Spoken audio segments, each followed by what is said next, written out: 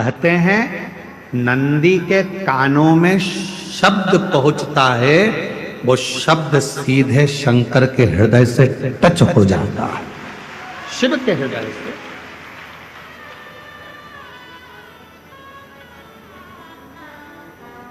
इसलिए शायद हमारे यहाँ जब प्राण प्रतिष्ठा होती है तो एक सोमसूत्र बंधता, एक सोने का तार शिव और नंदी के बीच में एक तार होता है। एक चांदी का तार डलेगा चाहे स्वर्ण डलेगा, पर एक तार शिवलिंग के नीचे से नंदी के सामने तक, नंदी के चरण तक वो तार जाता है, जिसको पत्थर से ढक दिया जाता है, जमीन में दबा दिया जाता है, उससे उसका संबंध हो, उससे उसका संबंध। जैसे विवाह करते हो तो गठजोड़ा बांधते हो, लोग यहां आते हैं देवघर में तो बाबा का गठजोड़ा बांधते हैं, तार से तार को जोड़ते हैं। उसी तरह शिव से नंदी और नंदी से शिव को भी जोड़ा, दोनों।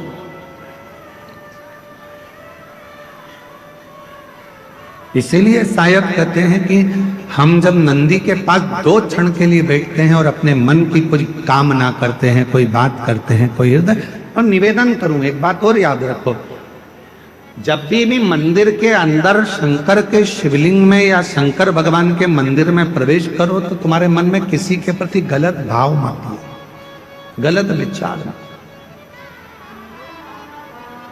गलत सोच।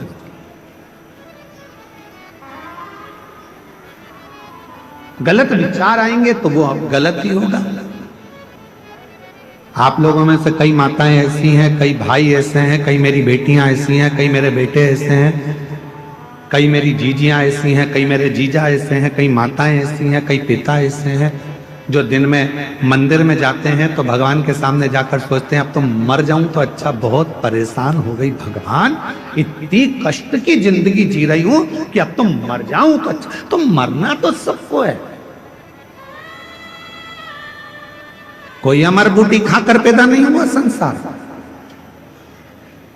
बड़े बड़े सूरमा भी चले गए तो बड़े बड़े एक्टर भी चले गए तो बड़े बड़े प्रतिष्ठित भी चले गए, मरना तो सबको है। तो ये विचार क्यों करना कि मर जाऊं तो अच्छा, मेरा तो जीवन ही ऐसा हो गया। हे भगवान, अपने आप को दिन रात कोसते रहते हो कि मैंने तो अपनी जिंदगी बर्बाद कर ली, मेरा तो जीवन ही बेकार हो गया, काहे को भगवान मुझे जन्म दे दिया, हे भगवान मेरा जीवन ऐसा हो गया, हे भगवान मेरा जीवन ऐसा हो गया। क्या कमी रखी परमात्मा ने? 2 नेत्र दिए, 2 हाथ दिए बोलने के लिए, मुख दिया सुनने के लिए, कान दिए चलने के लिए, पांव दिए, हाथ काम करने के लिए दिए। उससे पूछो जिसको दिखता नहीं है, उससे पूछो जो चल सकता नहीं है, उससे पूछो जो सुन सकता नहीं है, उससे पूछो जो बोल सकता नहीं है। परमात्मा ने तो कृपा कर कर आपको ये शरीर दिया है, उस शरीर का सदुपयोग करो, तारीफ करो, तूने बड़ी कृपा करी। पति अगर थोड़ा कष्ट दे रहा है, भगवान से प्रार्थना करना, अच्छा हुआ। दूसरे कष्ट देते हैं, कर्म का दंड तो मुझे भोगना है। कोई दूसरा कष्ट देता तो मुझे अच्छा नहीं लगता, अच्छा हुआ मेरा पति ही मुझे कष्ट दे रहा है। पत्नी कष्ट दे रही है तो भगवान को प्रार्थना करना, दूसरा कोई कष्ट देता तो सहन नहीं कर पाता, अच्छा हुआ कि मेरी पत्नी मुझे कष्ट दे रही है, मेरे कर्म का दंड तो मैं भोग रहा हूं, दूसरा तो नहीं भुगता रहा, अपने घर के भुगता रहा।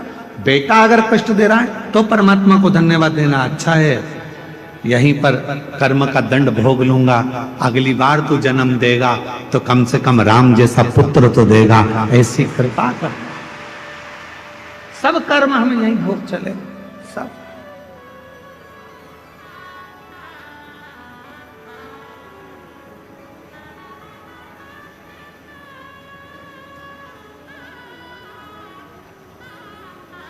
महाराज बाकी सी लटक गई, नैनों में अटक गई, कब तुम दर्श दिखाओगे। बाकी सी लटक गई, नैनों में लटक गई, कब तुम दर्श दिखाओगे, हिचकियाना लगे भोलेनाथ। मेरे बाबा, मेरे शंभु, मेरे त्रिकालदर्शी, मेरे कैलाशी, मेरे अविनाशी, हिचकियाना रुके रे भोलेनाथ, मुझे तुम्हारी याद सतावे रे। ओ देवघर के भोलेनाथ, मने थारी याद सतावे रे। फिर कब तुम बोलाओ भोले